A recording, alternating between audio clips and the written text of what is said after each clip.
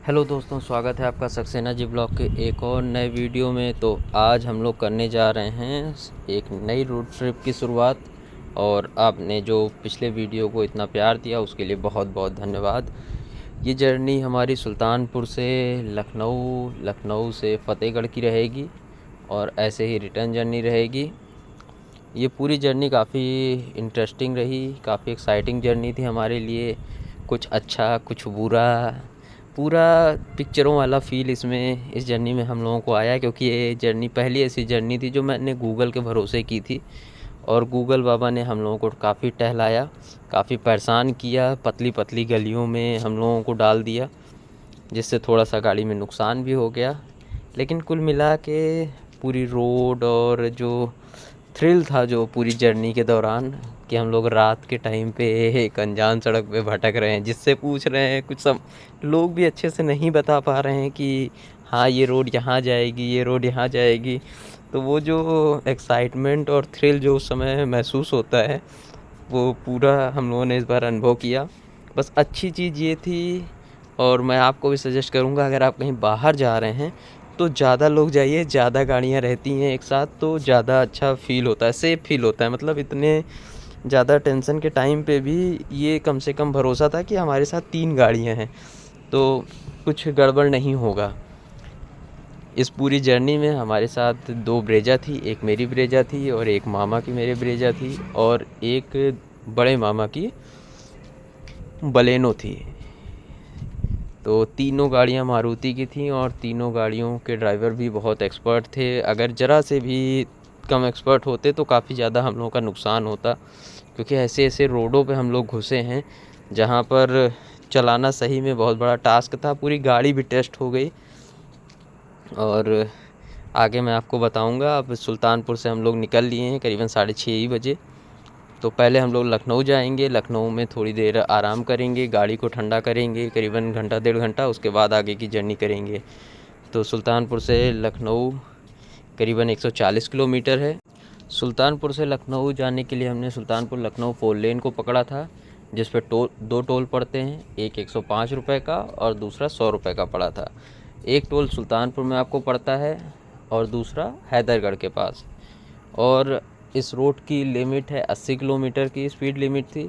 अगर आप 80 किलोमीटर पे भी ड्राइव करेंगे तो आराम से आपको 2.5 घंटे में आप लखनऊ पहुंच जाएंगे, अहिमा मऊ। उसके बाद अहिमा मऊ से हमने अपना तेलीबाग, क्योंकि हमको जाना था, तो हमने शहीद पथ को पकड़ा, वो हमको तेलीबाग पहुंचा दिया उसने। और उसके बाद तेलीबाग चौराहा होते हुए वीआईपी रोड पकड़ के हम लोग, देखिए ये जो आपको सामने गेट दिख रहा है, ये आलमबाग नहरिया है, कुछ लोग अवध भी बोलते हैं, अवध चौराहा। और इसी से सीधे स्ट्रेट निकल जाएंगे तो आपको लखनऊ आगरा एक्सप्रेसवे के लिए रोड मिल जाएगी। हाँ, वीआईपी रोड पे करीबन 60 की स्पीड लिमिट है। लखनऊ में या कहीं पर भी कभी भी चलिए तो थोड़ा स्पीड लिमिट का ध्यान रखिएगा, क्योंकि इस समय ऑनलाइन चालान बन जाते हैं और आपको पता भी नहीं चलेगा आपकी गाड़ी पे कब चालान क्रिएट हो गया है। और 90 दिन के अंदर चालान भरना भी ज़रूरी है। अगर आपकी गाड़ी पे कोई चालान आ गया है तो आप किसी के बहकावे में उसको ऐसे रखे मत रहिए, 90 दिन के अंदर भर दीजिए, क्योंकि अगर आपकी गाड़ी ब्लैक लिस्ट हो गई तो आपके लिए ज़्यादा समस्या हो जाएगी। इससे पहले भी मैंने एक वीडियो बनाया था आपकी डिमांड पे कि लॉन्ग ट्रिप पे अगर आप जा रहे हैं तो गाड़ी में क्या क्या कागज़ होने चाहिए, गाड़ी को आप कैसे चेक करें कि आपकी गाड़ी परफेक्ट है कि नहीं लॉन्ग ट्रिप के हिसाब से। तो अभी तक तो उस पर आप लोगों का रिस्पांस बहुत अच्छा रहा है, उसके लिए बहुत बहुत धन्यवाद। आगे भी आप अपनी मर्ज़ी के कंटेंट सजेस्ट कर सकते हैं मुझे कि आपको किस चीज़ पे कंटेंट चाहिए।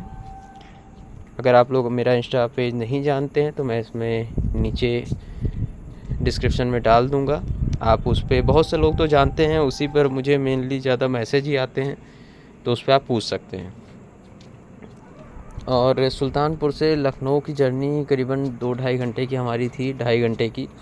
और गाड़ी को हमने पूरा ठंडा होने का मौका दिया, क्योंकि पिछली जर्नी जो हमारी थी कानपुर की, उसमें हमारी गाड़ी का टायर ब्लास्ट हो गया था। भगवान की कृपा से कुछ हुआ नहीं, लेकिन बहुत कुछ उसमें गलत हो सकता था। इसीलिए कभी भी किसी भी रोड पे जाइए, उसको बहुत ज़्यादा गाड़ी को तेज़ चलाने की कोशिश मत कीजिए, हमेशा एक स्पीड लिमिट में रहिए, क्योंकि गाड़ी एक मोटर है, मशीन है, उसमें कुछ भी टेक्निकल फॉल्ट आ सकता है कभी भी चलते चलते, और इस चीज़ से हम 2-3 बार गुजर चुके हैं। तो हमको ये बहुत अच्छे से पता है कि ओवर स्पीडिंग या किसी तरह की लापरवाही जो सड़क पर लोग करते हैं वो हमेशा आपको ही रिस्क पैदा करती है, आपके लिए और दूसरे के लिए भी। अगर आप गलत तरीके से कोई चीज़ कर रहे हैं तो आपके अगल बगल वाले भी अफेक्ट होते हैं उस चीज़ों से। इस वीडियो में मैं आपको आगरा एक्सप्रेसवे की एंट्रेंस तक ही ले चलूँगा। ये पूरा जो जर्नी का वीडियो है ये 3 पार्ट में होगा। मैं आपको भी जल्दी अपलोड करने की कोशिश करूँगा।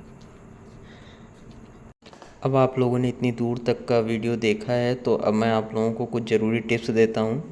सबसे पहली टिप तो ये कि कभी भी लॉन्ग ड्राइव पे निकलिए तो आप जो है अपनी गाड़ी में फ्यूल हमेशा फुल रखिए, और कोई भी एक्सप्रेसवे जैसे चढ़ रहे हैं तो अपनी टंकी गाड़ी की ज़रूर फुल करके चलिए, क्योंकि फ्यूल ही है जो आपको क्रॉस कराएगा। बाई चांस जैसे गूगल ने इस बार हम लोगों को भटका दिया, अगर गाड़ी में फ्यूल कम होता तो हमारे लिए एक अलग सी समस्या खड़ी हो जाती, क्योंकि एक्सप्रेसवे पे आपको जल्दी फ्यूल नहीं मिलता है। जहाँ पे आपको रेस्ट रूम बनाए जाते हैं या फूड प्लाजा बनाए जाते हैं वहीं फ्यूल मिलेगा।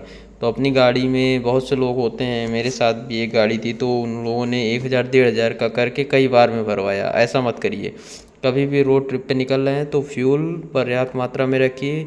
और सेकंड टिप ये है कि टोल हमेशा जितना रिक्वायर्ड है उससे 300-400 रुपये ज़्यादा ही रखिए, कभी कभी प्रॉब्लम हो जाती है। और जैसे आप तुरंत रिचार्ज करेंगे तो आपको उसको प्रॉब्लम का सामना करना पड़ता है।